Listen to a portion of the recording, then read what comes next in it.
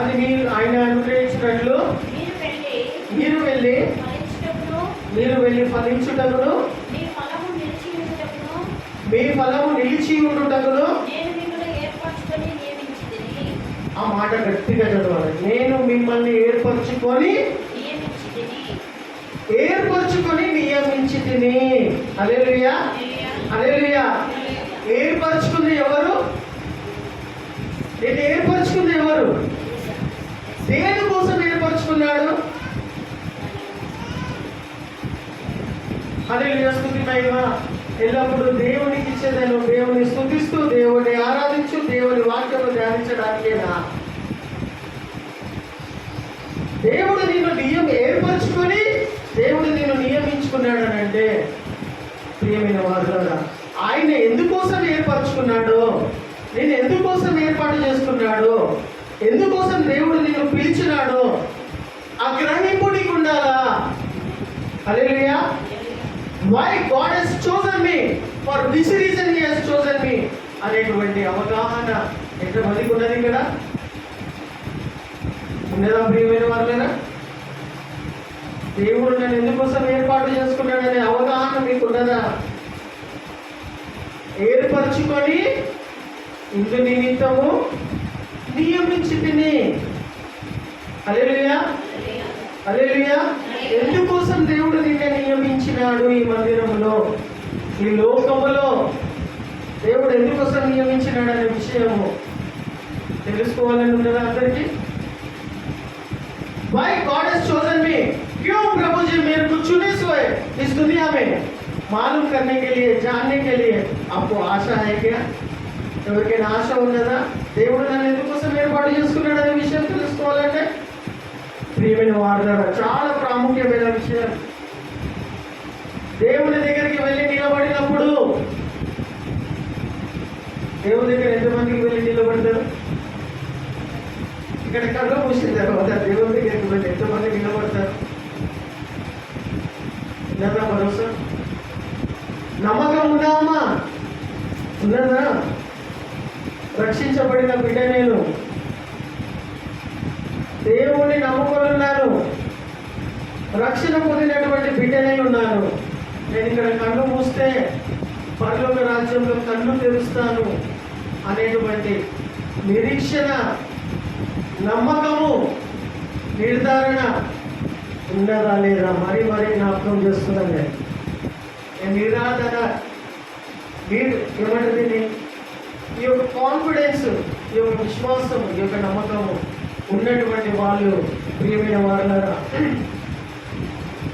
దేవుని దగ్గర నేను నిలబడతాననేటువంటి నిశ్చయత నీకు లేకపోతే, this is the right time to repent.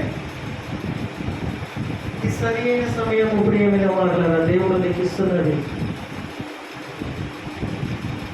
నేను ఇక్కడ కన్ను మూస్తే దేవుని ఎదుట కన్ను తెరుస్తాను అనే నమ్మకం నీకు ఉంటే నువ్వు ధన్యుడవు. హల్లెలూయా, నువ్వు ధన్యురాలవు. నీకు ఆ నిర్ధారణ లేదంటే, నేను ఇక్కడ కన్ను మూస్తే నేను ఎక్కడికి పోతున్నావు నాకే తెలియదంటే, నువ్వు ఈ లోకంలో ఉండి ఎంత సంపాదించినా, ఎంత మంచి బ్రతుకు బతికినా, ఎన్ని వరాలు దేవుడు నీకు ఇచ్చినా, ఎంత బైబుల్ నాలెడ్జ్ నీకున్నా, ప్రపంచం చేత వీడు మంచివాడు, ఈమె మంచిదని పొగడ్తలు పొందుకున్నా, నువ్వు చనిపోయిన తర్వాత నువ్వు ఎక్కడికి పోతావు అనే విషయం నీకు తెలియకపోతే, నీకు ఈ లోకంలో ఎన్నున్నా కానీ కూడా వేస్తే నువ్వు. ప్రియమైన వారులారా, నువ్వు శాశ్వతమైన దానివి, శాశ్వతమైన వ్యక్తివి. నీకు మరణం లేదు కాబట్టి నువ్వు రక్షించబడాలా. ఆ నిర్ధారణ నీకు కావాలి అంటే ఫస్ట్ ఆఫ్ ఆల్ నువ్వు దేవుని పైన నమ్మకం పెట్టుకున్నది నీ చివరి ఊపిరి వరకు గట్టిగా పట్టుకొని కొనసాగాలి అని అంటే, ఫస్ట్ ఆఫ్ ఆల్ మొదటిగా నువ్వు సంఘంతో అంటగట్టబడి ఉండాలని చెప్తూ ఉన్నాను.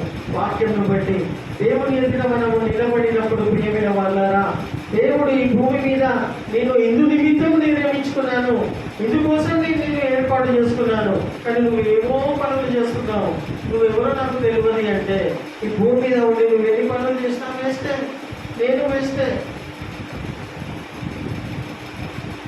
నేను ఇందుకోసము ఈ యొక్క ప్రదేశములో, ఈ యొక్క వంశములో, ఈ యొక్క స్థలములో, ఈ యొక్క తరంలో నేను ఇందుకోసం ఏర్పాటు చేసుకున్నా, నియమించుకున్నా, ఏర్పరచుకున్నా, ఈ పని కోసం నియమించుకున్నా.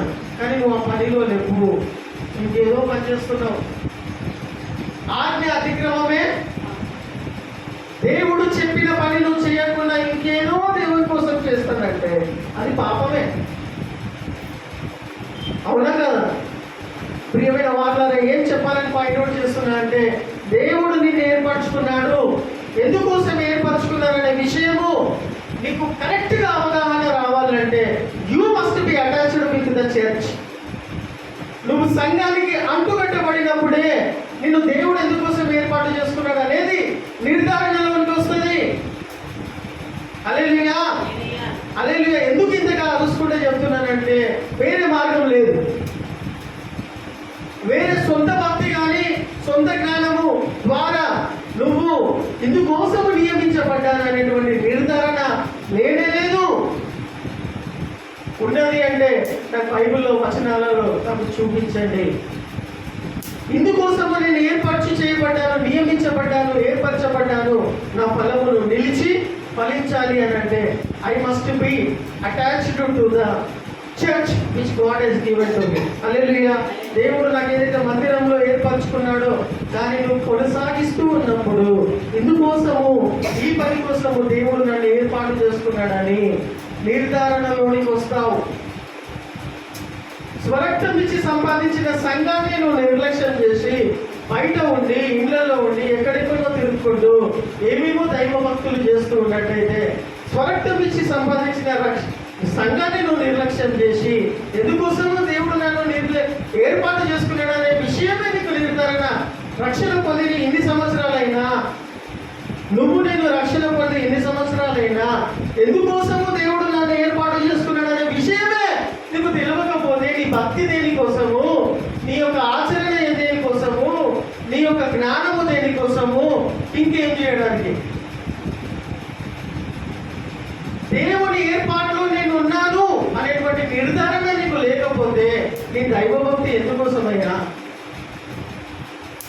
రేపు ఆయన దగ్గరికి వెళ్ళి నిలబడినప్పుడు, బిడ్డ నేను ఎందుకోసం ఏర్పాటు చేసుకున్నా, నువ్వు ఏం చేసి వచ్చినావు అని అంటే, I don't know who are you అని అంటే ఎక్కడ ముఖం పెట్టుకుందాం మనము?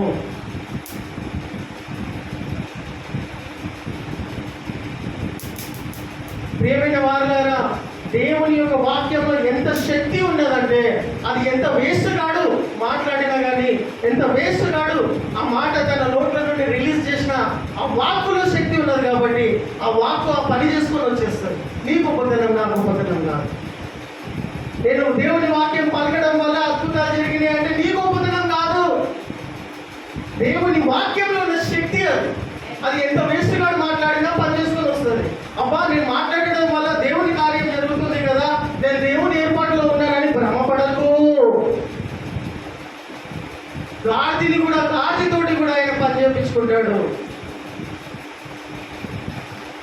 ఆ మాట అన్నందుకు ప్రియమైన వాళ్ళారా ఏం చూపించాలని ప్రయత్నం చేస్తున్నానంటే, ఆ మాట అన్నందుకు అర్హత, యోగ్యత లేదా మీకు? కుక్కతో పోలుస్తున్నాడా మీరు? ఇంకేమన్నా ఉన్నదా అక్కడ? నేను మనకు చెప్తున్నాడా? నిన్ను కుక్కతో పోలుస్తున్నాడు. నన్ను కుక్కతో పోలుస్తాడు అంటే అవును, ఆమె కుక్కతో పోలుస్తున్నాడా లేదా? నన్ను కుక్కతో పోలుస్తావు ప్రభు అని వెళ్ళిపోయిందా?